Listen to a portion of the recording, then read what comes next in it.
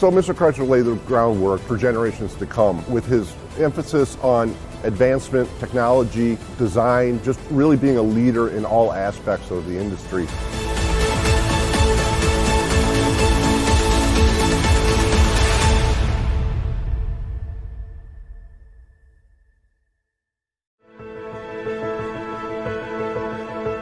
So while concept cars, most people think they just look cool and they're neat to see at the auto show, there's really a purpose behind them. It's to allow our designers and engineers to team up, work together, and bring out advancements, whether it's components for the concept car that are new to the industry or the look of the vehicle that's new. It allows them to do fun stuff, whether it's the headlights or the tail lights or even a door handle. All of those may make it to production cars.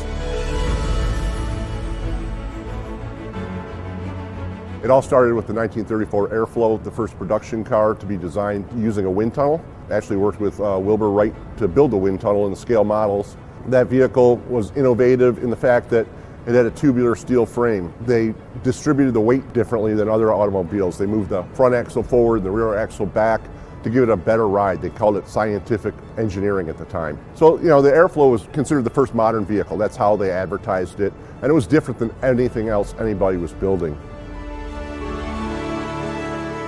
We get into the 1940s, and in 1941 they brought out two limited production vehicles, the Newport and the Thunderbolt. Thunderbolt was interesting because it was the first vehicle to have hidden headlights. You pushed a button and the headlight doors opened. You pushed a button and the vehicle started. That was totally new. Nobody had done that. Everybody does it now, but Chrysler's did it in 1941. It had a one-piece retractable hardtop. Nobody had ever done that before. Now, these things didn't necessarily make it to production. The hidden headlights did in the 1942 DeSoto, but it was a chance to give our engineers and designers an ability to step out, to think, to make advancements. In the 1950s, we hired Virgil Exner as a designer. So Virgil Exner came in and started designing a whole series of concept vehicles. It was important because a lot of these design cues actually made it into the production vehicles, and they still resonate today. It started with the Chrysler K310, then they did the Chrysler Special, which is an interesting story because Ghia of Italy built the bodies for these vehicles. They're designed here in the United States. So they built 43 Chrysler Specials, and they were only sold in Paris, except for one that came to the United States, which we're fortunate enough to have in our collection. What's funny is Mr. Exner was doing these smaller concept cars, but he's also responsible for all the later 1950s designs, basically the fins, the forward look era. And the birth of the fins on cars really came from Mr. Exner. It started very small in 1955 on the Chrysler 300s and New Yorkers. Got a little bit bigger in 1956, and then 1957 put the large fins on the vehicles. In 1951, we brought out power steering. In 1952, power brakes. There was cruise control. What we know is cruise control. They called autopilot back in the day. That was first seen on a Chrysler in 1959. We even were crazy enough, we put a record player in a car. It was mounted underneath the dashboard, but it was really the industry's first personalized entertainment system. No longer did you have to rely on the radio, you could pick the music you were listening to. One important thing we did was the Chrysler turbine program. We started installing turbine engines in cars in 1954. These are all test vehicles.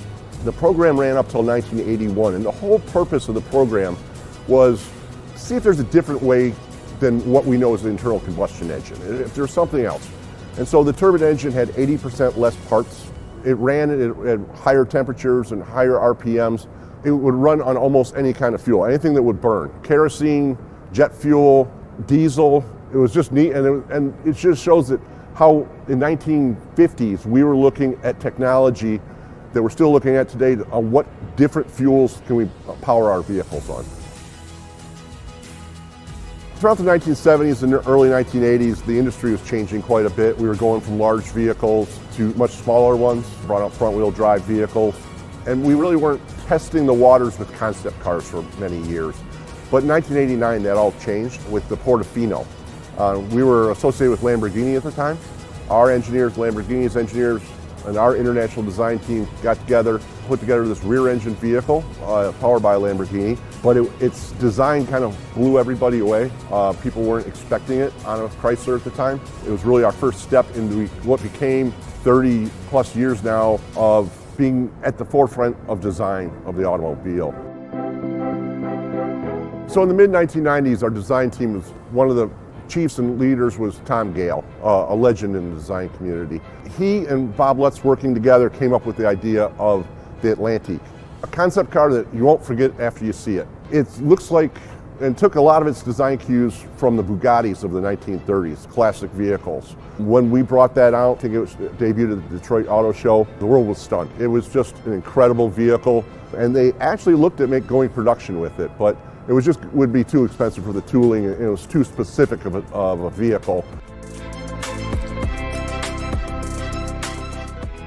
When it was introduced, the Kronos was something special. The designers looked back to those designs of Virgil Exner's show cars in the early 1950s, and they actually took right from it. The grille that's on the vehicle would fit on any one of those other concepts he did back then. So what they did was they created a long wheelbase, elegant vehicle that's elegant inside and out, and is really an instant classic. So the Fighter Power, it was introduced in 2005 at the North American International Auto Show. It's a two-seat sport coupe that it's one of my favorites. It's built on a Viper chassis with a 6.1 liter Hemi engine powering it.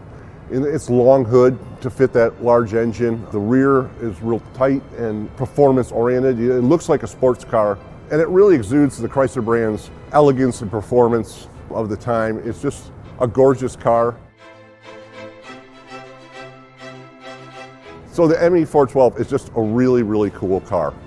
It looks like a supercar. It is a supercar that was very close to becoming production. It had a mid-engine, where that's where the ME comes from. They actually built and tested a second vehicle, and this vehicle at our Chelsea Proving Grounds was doing laps at over 200 miles an hour. So they expected it to probably hit about 240 miles an hour in performance. Really wish we had built it. It's just a beautiful, beautiful car. The Chrysler brand has been a leader in many things, whether it's design, engineering, or safety, or technology. The brand's been at the forefront all these years, and it's really become an iconic American brand that has led from the front.